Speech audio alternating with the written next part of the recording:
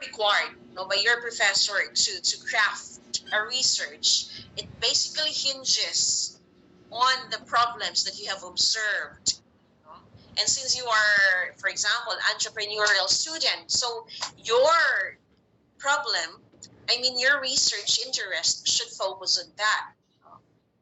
So I know that you have already observed some problems or issues that need to be mitigated or be given recommendations, actionable recommendations, So that's one thing that we need to take a look into. It also looks into the rationale. Why is there a need to study this? Do not choose a problem or a topic that's irrelevant, and untimely. So I guess you were able to experience online teaching and learning. So maybe you can also consider this, when it comes to choosing your topic. But since we are navigating onto another hemisphere, that's the face-to-face, returning to the face-to-face aspect. So you might consider this like preparation or the school reopening, and how your department is able to prepare for this big um, occasion. Okay, so desire to discover, kasi kailangan mong isa-puso yung investigation na yun, or else if you'll just rely on your members, it defeats the purpose of your stance as an academic student. Desire to understand, be sure to link it to the statement of the problem. So take a look at this example. So in order actually, when I ask my students to craft an intro, it should be 2 pages only. Pag sorry for those professors are here, but 2 pages could already present the most pivotal parts when it comes to presenting the problem, the rationale, and other things that are reflected on the statement of the problem or in the introduction. So here is an example. This research is an offshoot of the researcher's desire to investigate the relevance of virginity, power, and faith in the context of education. So normally, ang rationale naman kasi nasa last 2 paragraphs ng intro, right? Kasi yung first, sa intro, actually, you need not define the term that you are uncovering, you can do that sa RRL. What you need to do is to present yung micro issues and concerns about the topics. Pero you need to establish muna, So this is an example of a rationale. And another one, it delved into an investigation of how the views of pre-service or would-be teachers corroborate with the views of theorists like Michel Foucault and Sigmund Freud. So these theories presented their ideas on the distinctions between the male and female sexes. So this is the example of the problem. And lastly, you will be linking the last statement. Hence, this research tried to find out if the philosophies of said theories are resonated in the perceptions of the respondents in the present time. So ganito lang, it's short, but the gist is there. You need not welcome lahat kasi nakita mo, Pero for me, I want you to observe brevity. Huwag masyadong wordy yung mga thesis, concepts, and statements mo, Focus on the most important parts. So I hope if you have questions or comments about intro, please try to drop by a message in our chat box. So ano ba ang nakalagay sa introduction, or para you can capture the idea of the audience? So normally, we get our information from the books, journals, magazines, online sources, and the like. During pandemic, the use of online resources has elevated into something big, of course. But when you are researching, be careful, as to resources that you are using, like Wikipedia, is not a credible source of information. So please do not, I advise not to embrace this type, because anyone could edit in Wikipedia. So I hope you will exclude that one in your list. You can use Google Scholar, Taylor Francis, and other notable publishing journals that you would like to anchor on your specific investigation. Well, statistical data is also important, no? Especially if it has a connection to the present finding. Like when you are studying uh, about politics, so be sure you can present a credible source about, or a data about it. No? Cite the sources if you presented. No? Actually, sa chapter 1, bibigyan mo lang ng offshoot kasi nga sabi ko, 2 pages lang. No? So yung further explanation, you'll expand that one in chapter 2. No? Another is a cliche or an eye-catching expression. For me, a quotation is a cliche actually. Parang, for me, hindi na siya masyadong ano. So, you might not consider this. And a current problem or phenomenon, a situation that really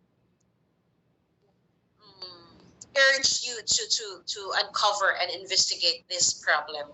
And yung rational na sinasabi ko, no? Yung pinakita ko kanina. Okay? So, I hope clear na ba? Can you please comment in the chat box? So, ito lang yung hahanapin ng teachers ninyo, and always try to plan out. No? And kailangan bawal yung mga subjective comments natin. Dapat palaging may source. According to, and i-vary mo yung paggamit ng transitional devices. Okay? Next. Thank you sa mga sumagot. Maraming salamat. So yun lang yung intro, no? As simply as that, but it's quite difficult, no, to craft actually. Ito naman yung theoretical framework. It's the blueprint for the entire research. Ito yung guide, no, which should build and support your study. No? It is, or it's providing the metaphysical, epistemological, methodological, and analytical approach on the work as a whole. Important ang contribution ng theoretical framework because it has a connection as regards the theoretical grounding that you're going to do in chapter 4 in your results and discussion.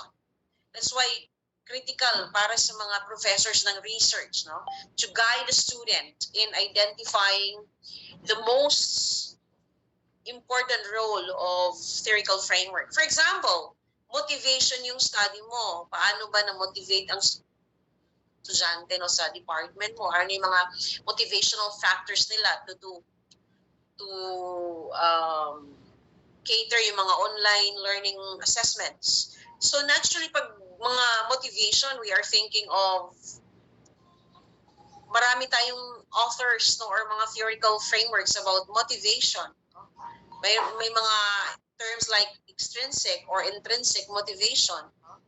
So from that, you'd be able to, syempre magre-research ka, ano yung pinakamaganda. And be sure, mag-apply sa iba't ibang journals para mas solidify pa. No? So, kunyari, if you are studying about yung self-actualization ng mga estudyante, self-efficacy and other stuff, you can use yung Maslow's hierarchy of needs. Kaya lang, syempre, medyo popular siya or palagi nang ginagamit. So, you might consider other notable theories as well. For example, kung if it's about online learning, maraming theories about it, but be sure it has a connection on your chapter 4 at sa paggawa ng questionnaire. So a theoretical framework may also be described as an approach that informs the research based on a formal theory.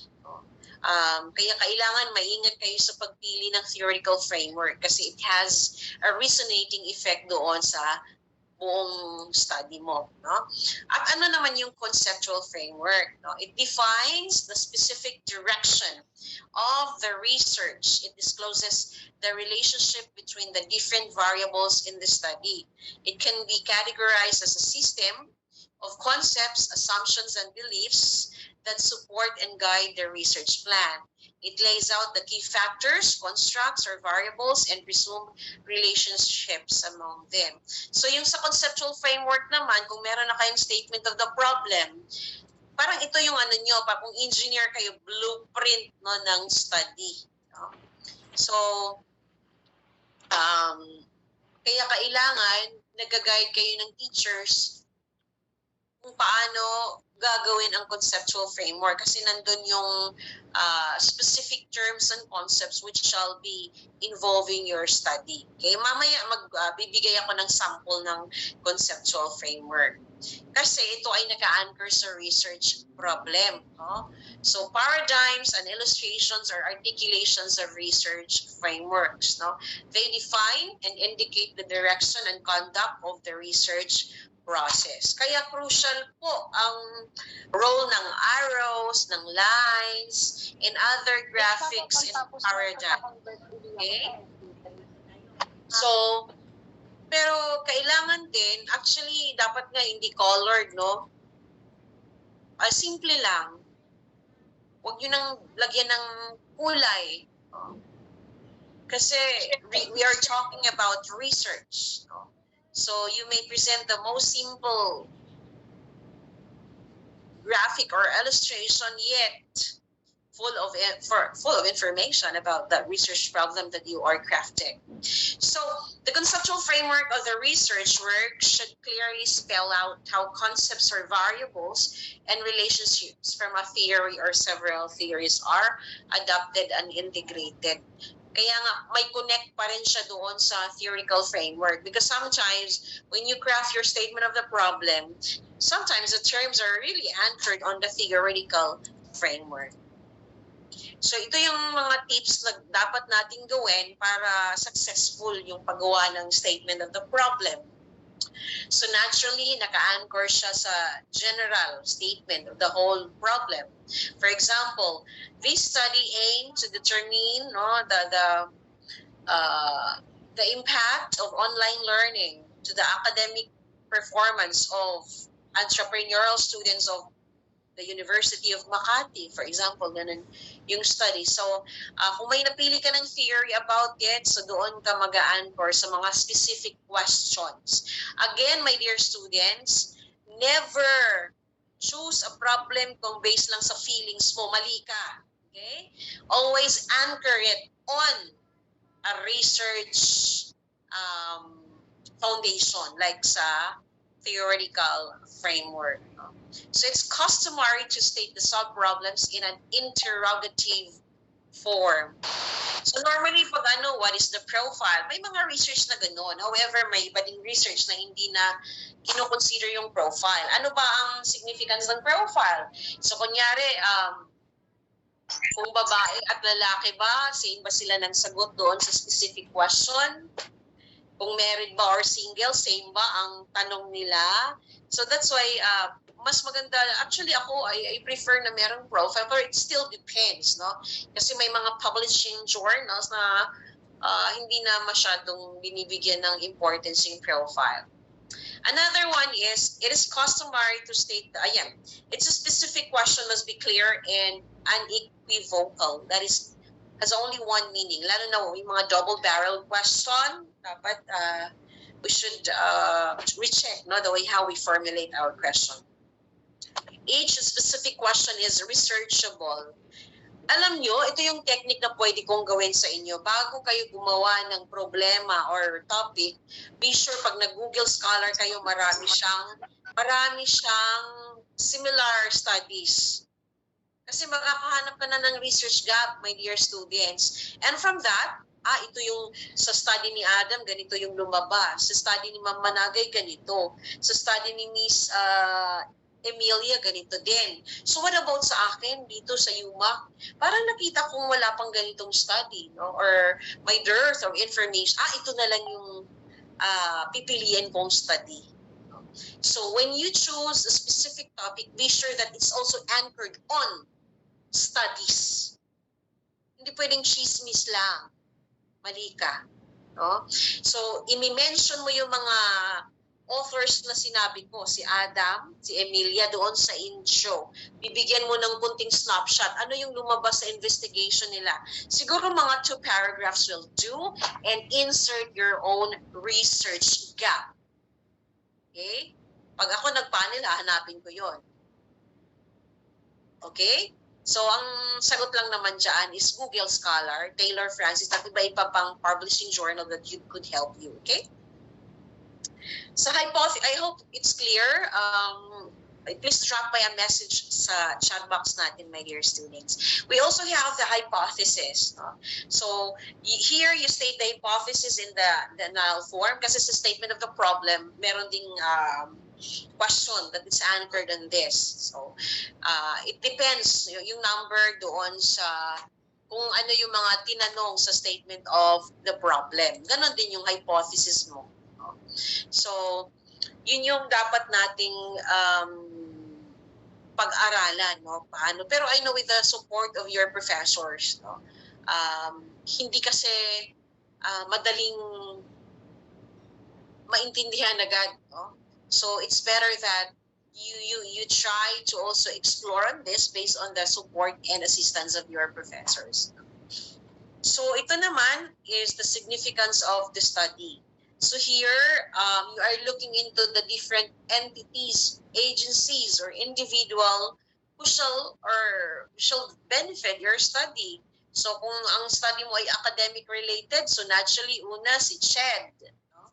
Pag CHED naman ang anuhin mo, i-mention ba kay ano yung pwede nilang ma-discover about your study. So they might revisit yung mga policies relative to your study, programs, projects, and activities.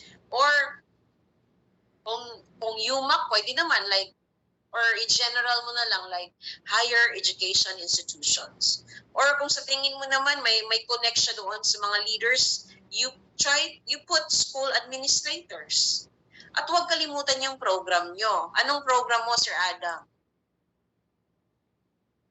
Human Resource Development Management po. Yeah, so you need to put that one in your significance of the study. No? And students, of course, kayo, no? That students may be able to demonstrate awareness, no, on the variables cited in the study. Based on the results and findings, baka pwedeng gamitin baseline data and other stuff. And last is future researchers. No? So, kung BSOA ka or HRDM, no, wag masyadong general yung problem. Dapat within your context lang. Sa mismong department lang ninyo or sa context ng classroom, marami ng problema. Actually, learning assessments or yung feedback evaluation ng professor nyo for a specific topic and etc. Scope and delimitations of the study. So ito yung mga parameter or boundary mo. So kunyari ang study mo will be done for academic year 2022-2023. Dapat ilagay mo yun sa scope and delimitation. Ano ba yung specific study mo, and then sino ba ang respondents, like third year and fourth year BSOA ba? Ilang sections ba yon? So, you're going to further expand this one in your chapter 3. No? It must be large enough, especially if you are going to choose a quantitative descriptive study. Pero kung quali, which could be done through a focus group discussion or interview, ngayon dapat 15 participants.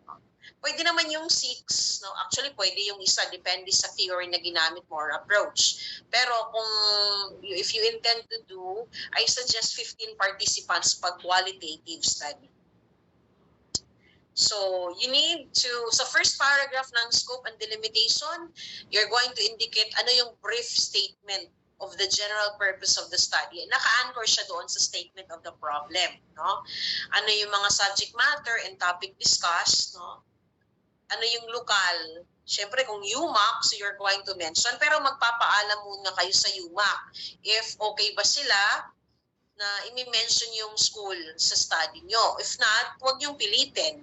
Like you can mention na in a higher education institution in NCR. Parang ganun. No?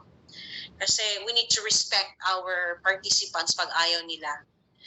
Actually, sa interview, dapat you need to really do your best na hindi sila ma-offend, hindi sila iiyak, hindi sila masasaktan. Lalo pa pag qualitative, no? Dito naman tayo sa definition of terms. So, sa definition of terms, kung ano lang yung nasa title, kung ano lang yung nasa SOP, yun lang yung i-define mo. No? Wag na yung iba na walang connect, no? So again, revisit your title and statement of the problem. Yun lang. No? And it should be done alphabetically. Kung operational yung definition based on the context of your study. Pero if conceptual, talagang ganun ang definition based on the standard dictionary or sa isang author na nag-mention, then you can say like, the following terms are hereby operationally and conceptually defined. So an operational definition shows the terms generated and used in the study, no? Within the context. Pero yung conceptual, pwedeng sa theory na ginamit mo or doon sa dictionary terms that you have unraveled. No? So I hope okay ba kayo, class? Later on, sasagutin natin yung mga question. No? Pag may question ba kayo, kung wala na, can you please type 1? Hello? Can you please type 1? I think there's one question. There's one question, Mom, in the chat box. Yes?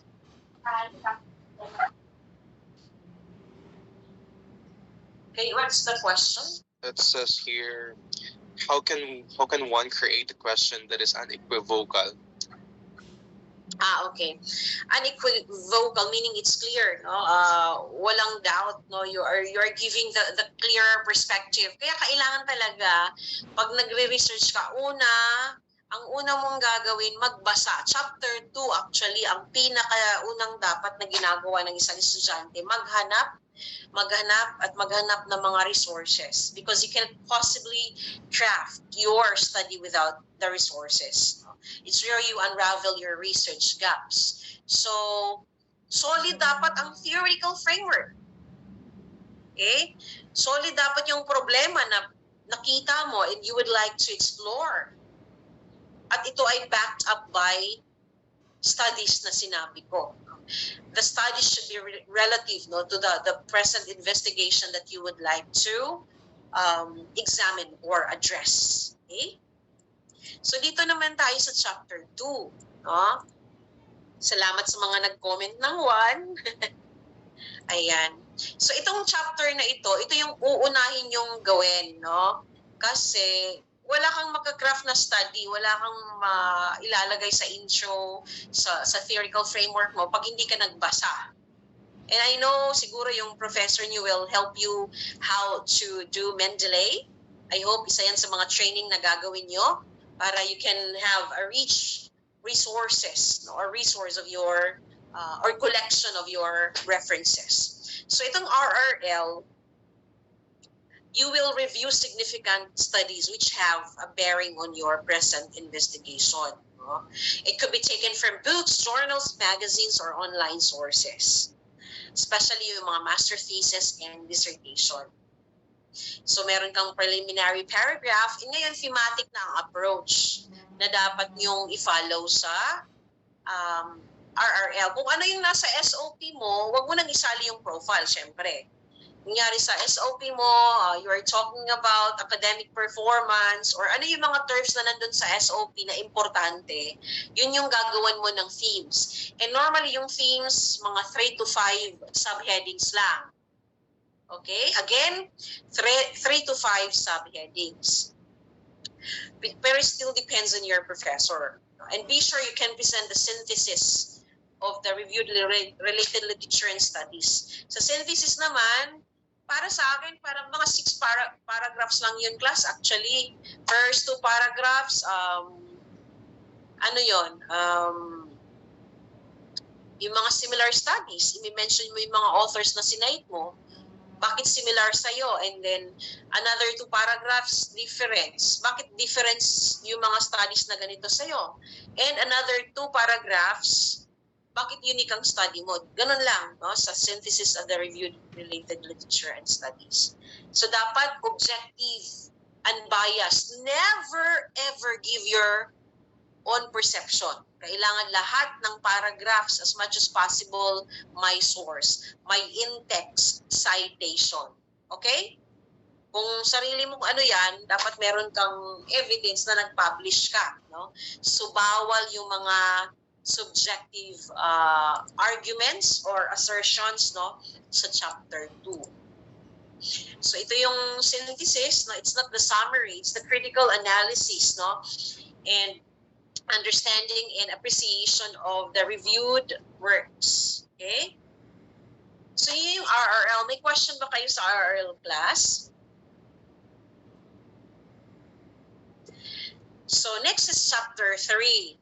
Medyo madugo ang chapter 3 actually kasi kailangan mo ng expert, especially if you're choosing a quantitative descriptive study. So research design discusses the method used as defined by the authority or authorities. No? So dapat cited kung ano yung method. Na kung quantitative, descriptive, it's more on numbers. Kailangan mo ng questionnaire. Pero kung qualitative, descriptive, it could be done through an interview, like one-on-one interview. Kunyari, ang study mo is yung mga the lived experiences of HRDM students na currently ay nasa OJT. No? So, pwedeng FGD, like 15 participants or one-on-one, pero kailangan mong mag-graph ng questions. And this question should be based on your theoretical framework, statement of the problem, kaya lahat may connection. Okay? So you need to discuss the method used, demonstrate the importance and bearing of the research method or research design. Ito naman, population and sampling, it refers to the complete enumeration of the individual subjects that possess the characteristics. No? So yun nga, sinasabi ko kung BSOA, ang gusto mong maging respondents, tapos mga practicumer students, so pwede yun. Kunyari, meron kayong 5 sections, depende yan sa depende yan sa tulong ng statistician. Ako, I'm not an expert in statistics class. Ayoko din magmarunong. Kanina na-mention ni Sir ang pagiging humble. Huwag nating i-embrace lahat kasi hindi natin kaya ang lahat, di ba? So, kailangan nating mag-tap ng expert, makipag-collaborate. The best way to be successful in life is to collaborate, to forge linkages with other people. Kasi it's where you can learn. You can respect diversities. You can be respected with your opinions. So that's my advice. Pero ako, personally, ganun ako. Interpersonal akong tao eh. Pero when it comes to friendship, kahit isa lang or dalawa or tatlo lang yung friends ko, basta tunay, humble, hindi masyadong marites. Kung nagmamarites kaming dalawa, ano lang kami. Tsaka mahal ka as a friend. Si Mama Naga yun, kaya kami ay talagang as friends. So, ganun class, if you intend to choose quantity, always seek an expert. And I'm talking about a statistician para to help you in this endeavor. Sa respondents, nandyan yung professor nyo. Actually, pag quantitative yung magsusurvey kayo, talagang, pero pwede naman yung 30 onwards, pero depende pa rin yan sa study. Pag mga students, siguro 30 to 100. Pag masters, naku, madami yan. No? So, it still depends on the approval of the panelists and the statistician and your advisor. No? So, it's a collaborative effort. Kung freshman students naman, so kung kunyari 10 sections yan, i-compute yan ng statistician mo kung ano yung actual sample, ano yung sample size, ano yung actual respondents ng study. Sa research instrument, ito yung tinatawag na survey questionnaire. Kung gusto mong mag-adapt dahil nakita mo may similar study kang nakita and then meron na siyang questionnaire, pwede yon. Pero dapat nagpapaalam through email tatawagan mo yung author, kailangan mo magpaalam. Kasi pwede kang kasuhan ng plagiarism. Okay? Or any other research ethics na pwedeng ibato sa'yo. No? So, kailangan maingat tayo doon. Pwede namang researcher-made, kayo ang gumawa based doon sa mga studies na nakita nyo, doon kayo gagawa ng questions. And, or based sa isang questionnaire, kunyari, ng isang researcher, gusto mo siyang i-improve operationally based sa context ng study, pwede yun. So, pwedeng adapted, pwedeng researcher-made. Ako, I suggest adapted. Kasi pag researcher-made, maraming pagdadaanan. Like, papacheck mo pa yan, mag-invite ka ng 3 experts na validators, i-check yung grammar, yung content, etc. Dadaan pa sa reliability test, daming tests. No? So, I suggest kung kaya niyong humanap ng adapted questionnaire, then it's better for me. Pero kung researcher-made, why not? No? So, ito yung sinasabi ko kanina, kung kayo ang gumawa ng questions, papa-edit nyo to sa 3 may masters na professors. No? And then, pag okay na sa kanila, okay na sa advisor mo, iti-test mo ito sa, kunyari, 30 respondents na hindi kasama sa actual. Meaning, iti-test kung okay ba ang mga questions. Iko-compute ni statistician ang result. Yun yung reliability test result. So, medyo mahaba ang process. Pero worth it because it's your own questionnaire. So, pag-usapan nyo, huwag kayong mag-away-away. No? Kung ano yung talaga ang nararapat. And syempre, nandiyan naman yung advisor nyo to guide you.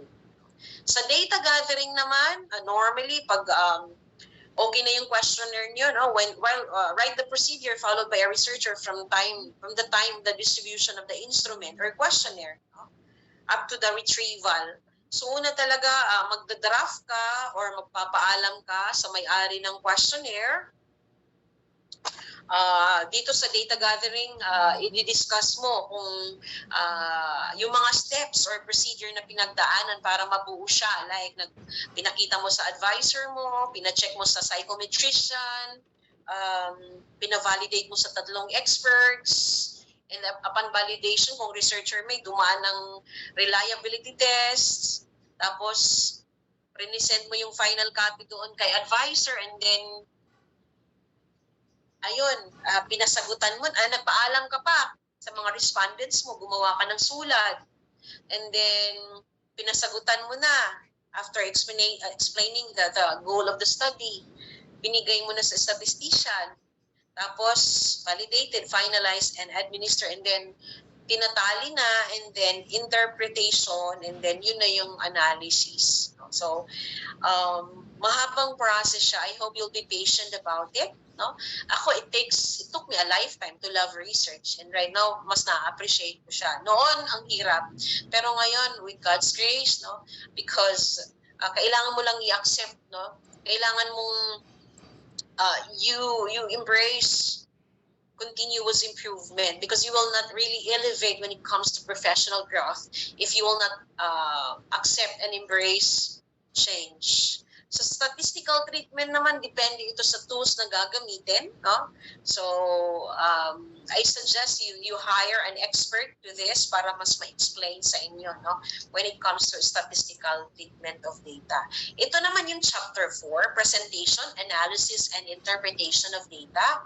So, you present the answers to the specific problems. Kung ano yung SOP number 1, ilalagay mo yun doon sa chapter 2, pero not in a form of a problem question, no?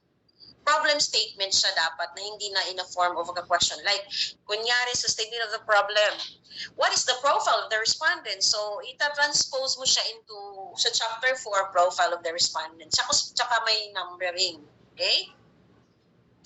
So, tandaan nyo, dito, ito na yung major contribution ng study nyo. Kasi kayo na ang gagawa, no? Be sure lang bawat table, it should be interpreted in present tense. I-interpret mo yung first to highest and yung to lowest. Kasi kunyari 10 yung indicator, sa haba yung explanation mo. So focus sa to highest, to lowest, and then always insert a study or a literature based sa chapter 2 mo. O, yun yung purpose ng chapter 2, okay? Pag wala kang mga study, bawat table, it defeats the purpose of your investigation. Kunyari, itong finding na ito, nag-corroborate sa study ni Managay or ni Gordonas when she explored or claimed that, ganito. So, bawat table merong related studies and literature. Pangit ang chapter 4 pag hindi mo yun gagawin. Kahit hindi yan sinabi ng professor nyo, pero sana ma-consider nyo yan. Pero I know naman your professor will encourage you to do that. Okay? Siyempre may implication, pero bibigay mo yung comment. Pero be sure lang na pa rin objective yung niya approach, tapos unbiased way. Never project or present yung emotional reaction based sa results. So kung ano yung nasa statement of the problem, yun yung sasagutin mo sa chapter 4. So kung meron kang 3 statement of the problem, so 3 din yung i-discuss mo na scope doon sa chapter 4. Ito na yung last. Summary of findings, conclusions, and results. So sa summary, may summary po yan Summary of findings, state the general problem based sa statement of the problem. Naka-paragraph form siya, class. Okay? So i-include mo yung research design, instrument, respondents of the study, okay? And then yung statistical tools na ginamit, so kailangan complete. Siguro mga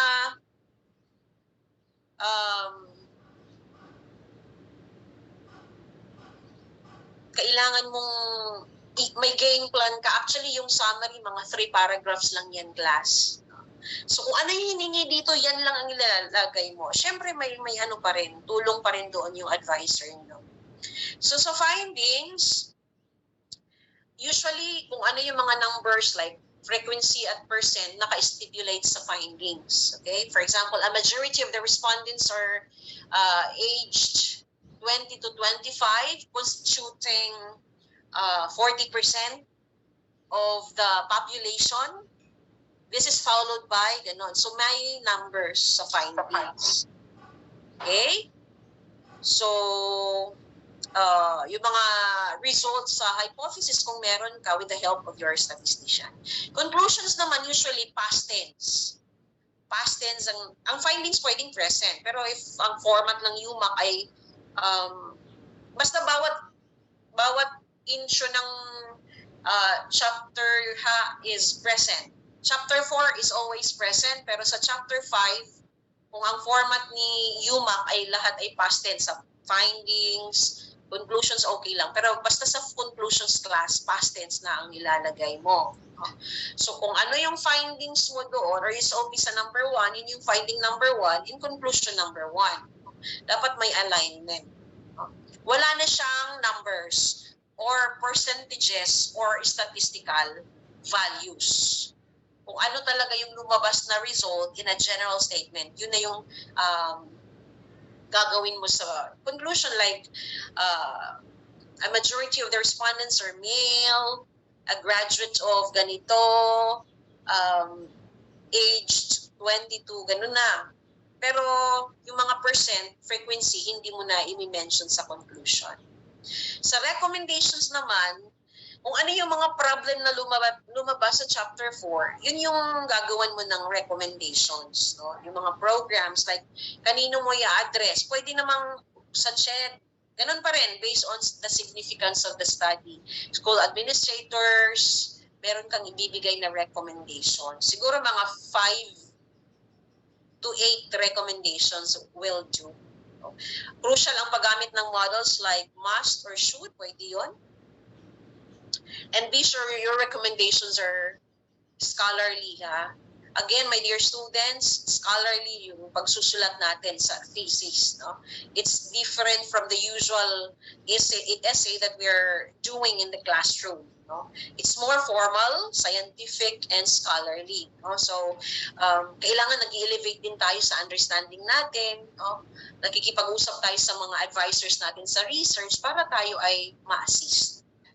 So, ayun po, that ends my talk on research. Si Mama Nagay, sabi niya, ano yung mga tips na pwede mong ibigay sa mga estudyante? Well, una, I could relate with you because at the onset, I did not like research. But I remember I was helping my classmates when it comes to crafting their statement of the problem. Okay lang naman yung collaborative, but do not give them to eat the fish. Teach them how to fish for a lifetime. So ay sa'yo na, ako na magbabayad ng photocopy. Basta wag niyo akong bigyan ng work. Hindi pwede yun. Kaya nga maraming nasirang relasyon kasi yung iba, passive. Walang role na pinoportray. Parang bystander effect lang. Gusto niyo yon? Pag nasanay tayo sa ganun, do you think you will progress? No. No? So kaya kailangan nag-aaral tayo, nagbabasa, meron tayong key role doon, no, to help our colleagues. And normally sa amin sa PUP, Ma'am Jennifer, and to all professors who are here, meron kaming agreement sa research management office namin. Kunyari ako advisor sa isang research. At meron akong 10 groups, no, na may research. So, parang ma-publish yung research ng mga bata. Nag-hire kami ng mga faculty na co-researcher. Meron siyang co-researcher agreement, notarized po yaon, para ma-inspire yung mga faculty na tulungan yung bawat grupo. Ako ginawa ko yan and meron na kaming na-publish na mga papers. Yun nga yan, yung agreement, during sa publication, nandun na yun ng faculty researcher. Kasi meron naman siyang contribution like sa advising, sa pagbuo ng IMRAD format, and others. Okay, so kailangan maging patient kayo, my dear students, and always seek the presence of your advisor para guide. And kailangan din be patient, hindi madali magturo ng research actually. Lalo na pag madami kayo, bigyan nyo ng respeto at pagmamahal yung mga professors nyo, hindi madali. No?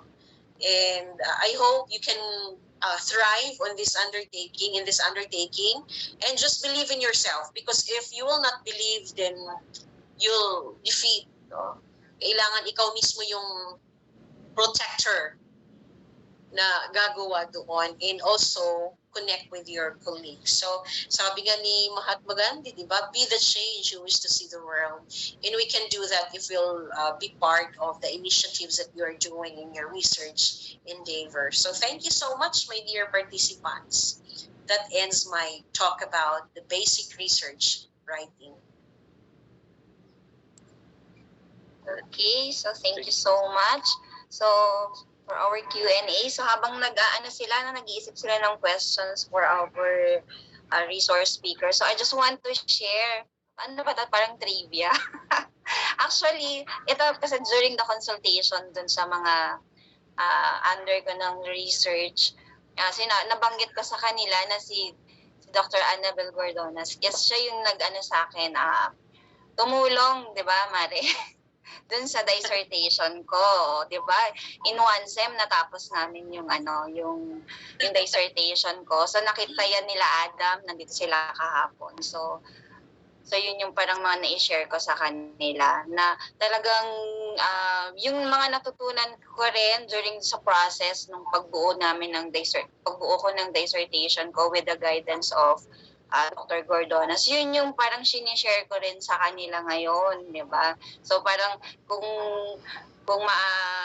di ba, ganun. So I started with chapter 2, talagang pinag-research ko sila, taga-10. So kasi yun na to open yung nila na magbasa talaga. So kung hanggat hindi kayo nagbabasa, wala din talagang patutunguhan yung research nyo. So yun. Yes. So yun lang po. Kaya malaki talaga din yung parang pasasalamat ko, tsaka yung parang, di ba, I'm very grateful to have Dr. Gordonas kasi malaki din talaga, sabi niya kanina yung sa journey niya dito from the province to Manila. So malaki din yung talaga yung tulong sa akin ni Dr. Gordonas. Sa journey ko naman dun sa dissertation ko. Yes. So yun lang po. Totoo yun, ma'am, kasi kailangan nating i-appreciate ang presence ng ibang tao, yung mga ka-groupmates nyo, kasi you cannot be successful without considering the presence of your advisor, your classmates who shall be guiding you through the tunnel. So we need to, respect them, collaborate, help each other, but do not give them the fish to really eat, kasi dapat i-train din natin ang kasama natin na may part sila doon sa research. Hindi pagbabayad lang, papakainin kayo ng Jollibee, hindi pwede yun. Okay? Ayun po, ma'am.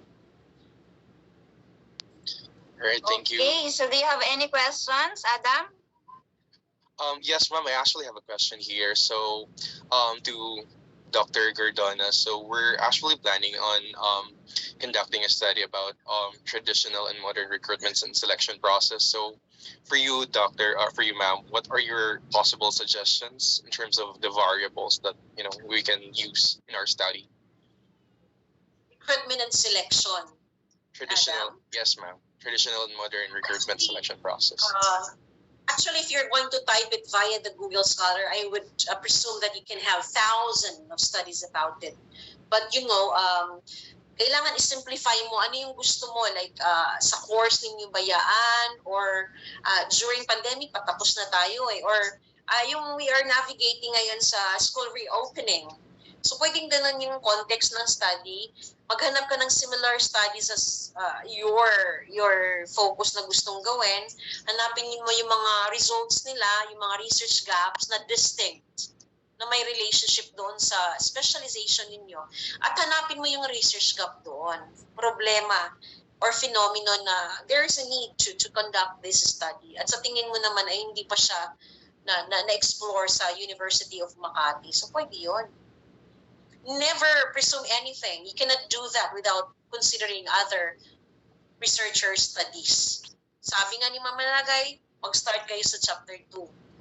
Kasi doon kayo makakahanap ng maraming sagot sa problema nyo. Alright, thank you so much, Ma'am Gordonas. And also thank you so much, Dr. Jennifer. Again, thank you so much for sharing us a meaningful presentation, Ma'am. For our attendees, if you have further questions, you can type in the chat box your questions or comments. So regarding the topic discussed by Dr. Gordonas. And before we proceed, personally, I would love to highlight 2 takeaways in the discussion that we just have. First is that if you are conducting a study, try to just do it within your scope first, because starting from within your scope, it's really a necessity, like it's essential. So for us HR, we can conduct study in recruitment and selection process, whether it's in payroll or in talent acquisition. So yeah, we really need to draw information from many valid resources, just to make sure that we organize our research, our study thoughtfully in a piece of writing, and indicate that it's really our own. So yeah. Yes. Adam, just a precaution to all of us, plagiarism is really a culprit. So I hope you practice honesty. Magko-cum laude ka tapos plagiarize ang paper mo, 80% ang Turnitin similarity index, diba? It's a big slap on your face. So I hope you can practice the beauty of writing by really exerting efforts, by collaborating, brainstorming with your colleagues. Never rely on Wikipedia. Stop that.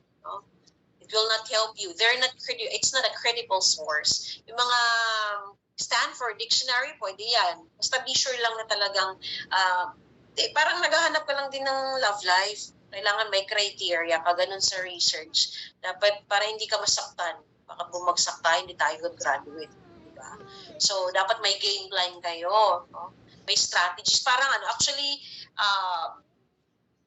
ano yung sikat na Korean na pinakita sa Netflix? Ano yun, Mare? Yung may Ordinary po ba, ma'am? Yung may hoodie na green. Nag-hoodie sila ng May green. hood na green, ano ba yun? Ano yun? Yung parang violence yata. Oo, yun. anong title nun? Anong title nun? Squid Game po ba? Ayun. Ayun.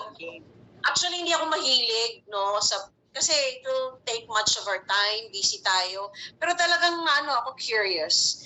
Nung pinanood ko siya, nakita ko yung beauty, hindi sa patayan pero yung strategies, yung methods ng mga characters para manalo. Yun yung dapat yung gawin. Pero huwag tayong mandaya. Doon tayo sa protagonist mag-duel. You can do that. You can be successful. Pero huwag natin yung mga negative na patayan. Gusto ko yung how the characters are doing their best to execute yung strategies, methods, and techniques para manalo. Yun nga lang, negative yung niya kasi violent. Pero yung doon ako nag-dwell sa positive implication niya, for me as a teacher, kayo din, pwede yung bigyan ng meaning yun sa life ninyo. Okay? So yun lang. Thank you. Thank you so much, Dr. Gordones. Well, my takeaways would personally be about how when we're doing research, it's not just about being a person. It's about being a group. Technical things aside, we always talk about how, yun nga po, nasisira yung mga relationships natin kasi sinasalo natin si groupmate. Recording in progress. And it becomes such a hassle, not just in terms of schoolwork, but in terms of our personal lives. And my takeaway would be that when it comes to strategizing, it also applies in our relationships, especially when it comes to teamwork. And Yes. So And there's maingat one. tayo. there's one Let's question. be careful, Let's be careful in giving comments kasi tayo ang leader, Masyado na tayong dominating. Ang ano lang diyan is to empower everyone na parang nahihirapan na yung advice. Sino ba leader nyo? Ang gagaling nyo Dapat lahat ay umaangat, hindi lang si leader. Kaya lang may iba talagang makapalang fest. Pero depende pa rin yan sa game plan ng leader, paano i-encourage yung mga members. Actually, makakapalang face natin. Kaya lang, syempre, kailangan nating isipin, yung iba ay nag-effort, tapos yung ikaw, wala kang ginawa, nakakahiya yun. Ayun, thank you. Before we end po, ma'am, may tanong po. Require po ba ilang RRL ang need para sa isang study po? Depende yan sa format ng university ninyo, pero sa amin, 20 RRLs and studies. Or for 15 to 20 siguro. Yun po. And be sure you're following the 5-year Pero kung sa tingin mo naman, yung mga theories pwedeng 1979, pero yung mga studies and literature 10-year or 5-year duration dapat. Thank you po, and that would be all. Great, thank you so much, Dr. Gordones, for the knowledgeable session.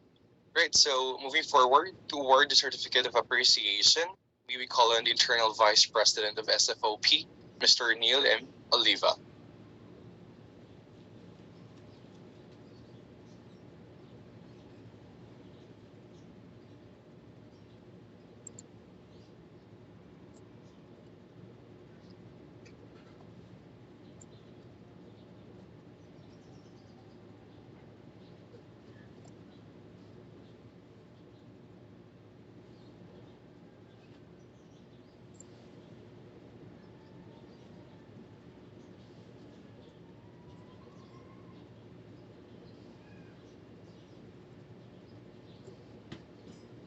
All right, I think he is experiencing technical difficulties on his end. So we would like to award the Certificate of Appreciation to Dr. Annabel A. Gordones for sharing her invaluable time and expertise as a resource speaker in Research 101, Teaching Research in Hybrid Learning, held on September 16, 2022 via Zoom, given the 16th day of September 2022 at the University of Makati, Makati City. Thank you so much. Thank you so much. I hope you are going to really venture on research kasi ang sarap ng experience, ang daming avenues na pwede mong gawin. You will really progress your career when you embrace research. So thank you so much, Adam. Ma'am Emilia, Ma'am Jennifer, and all of the UMAC officials and students here. God bless us all. Thank you so much. Okay. See you soon. Before proceeding with our next topic, we would like to ask everyone to open their camera for a photo opportunity with Dr. Gardonas. Smile, everyone.